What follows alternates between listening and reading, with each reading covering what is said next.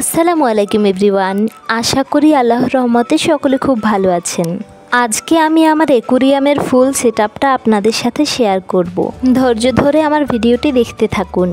যেহেতু আমি স্বল্প বাজেটের মধ্যে অ্যাকুরিয়ামের সেটআপটি করছি, তাই আমি বাড়িতে থাকা কাঠ দিয়েই একটি ছোট টেবিল বানিয়ে নিয়েছি এবং টেবিলটিকে কাপড়ের সাহায্যে ভালোভাবে মুড়িয়ে সেফটি পিন দিয়ে আটকে নিয়েছি।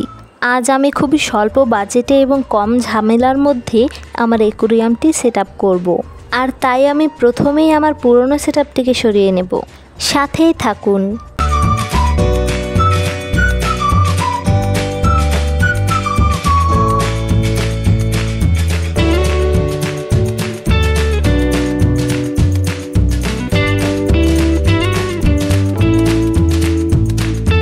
সব মাছ আমার তুলে নেওয়া হয়ে গেলে এখন আমি পাথরগুলোকে উঠিয়ে নেব।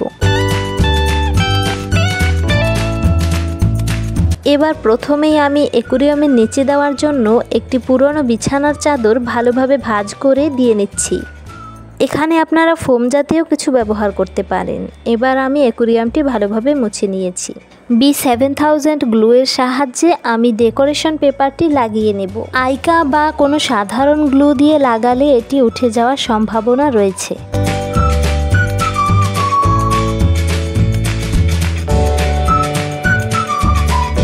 এই কাজটি কমপ্লিট হয়ে গেলে আমি পাথর এবং ডেকোর আইটেমগুলো পরিষ্কার করতে চলে যাব। এগুলো সবই ন্যাচারাল, আমি বিভিন্ন জায়গা থেকে সংগ্রহ করেছি।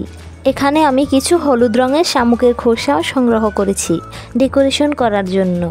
আর একটি গাছের ডাল নিয়ে নিয়েছি, এটা অ্যাকুরিয়ামের মাঝে দিলে ভালো লাগবে। সাথে আমি ন্যাচারাল পাথরগুলো ব্যবহার করছি। এখানে ন্যাচারাল পাথরগুলো ব্যবহার করলে মাছের জন্য ভালো। আমরা যে রঙিন কেমিক্যাল দেওয়া পাথরগুলো ব্যবহার করি সেগুলো মাছের স্বাস্থ্যের জন্য ক্ষতিকর, এমনকি মাছ মারাও যেতে পারে। অবশ্য আমার এই পাথরগুলোর মাঝেও কয়েকটি রঙিন পাথর দেওয়া আছে, যাতে মাছের কোনো ক্ষতি না হয় সেজন্য আমি অল্প পরিমাণে দিয়েছি। এখন আমি এই ন্যাচারাল পাথরগুলো দিয়ে আমার অ্যাকুরিয়ামটি সাজিয়ে নেব। আপনাদের কাছে যদি পছন্দ হয় তাহলে আপনারা এটি ফলো করতে পারেন, আর যদি পছন্দ না হয় তাহলে আপনারা অন্য কোনোভাবে সাজিয়ে নিতে পারেন। ছোট পাথরগুলো দেওয়া হয়ে গেলে এখন আমি আমার বড় পাথরগুলো ব্যবহার করব ডেকোরেশনের জন্য। সিম্পল জিনিসগুলো দিয়ে আমি সুন্দর একটি লুক দেওয়ার চেষ্টা করছি। আপনাদের কাছে ভালো ভালো ডেকোরেশনের আইটেম থাকলে আরও সুন্দর করে সাজাতে পারবেন।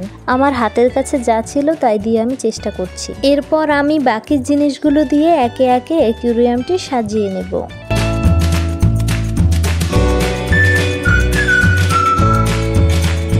এই শামুকের খোলসগুলো আমার খুব পছন্দের এবং অ্যাকুরিয়ামের মধ্যে দিলে দেখতেও খুব সুন্দর লাগে। সম্ভব হলে আপনারা শামুকের খোলস 2-4টি ব্যবহার করতে পারেন, আপনারা যারা ন্যাচারাল সেটআপ পছন্দ করেন। এবার আমি একটি প্লাস্টিকের বোতল কেটে চিকন রগের সাহায্যে অ্যাকুরিয়ামের পাশে দিয়ে দিচ্ছি, যাতে মাছ এর মধ্যে ঢুকে খাবার খেতে পারে। আপনাদের বুঝতে অসুবিধা হলে কমেন্ট করে জানাবেন, আমি এর উপর একটি আলাদা ভিডিও করে দিয়ে দিব। এবার পানি দেওয়ার পালা। অ্যাকুরিয়ামের মাঝে একটি বাটি রেখে আমি উপর থেকে পানি দিয়ে দিচ্ছি। বাটি রাখার কারণ হলো ভিতরের সেটআপ যাতে কোনো রকমে এলোমেলো হয়ে না যায়। এই পর্যায়ে পানি কিছুটা ঘোলাটে দেখাচ্ছে, ফিল্টার চালানোর পর এটি ঠিক হয়ে যাবে। এখন আমি দুটি জীবন্ত কড়ি দিয়ে দেব এর মধ্যে। এরা ময়লা খেয়ে অ্যাকুরিয়ামের গ্লাস পরিষ্কার রাখবে। এবারে আমি অ্যাকুরিয়ামের মধ্যে মাছগুলোকে একে একে দিয়ে দিচ্ছি। অ্যাকুরিয়ামটি পরিষ্কার হওয়ার পরের অবস্থা এই ভিডিওর শেষে দেওয়া আছে।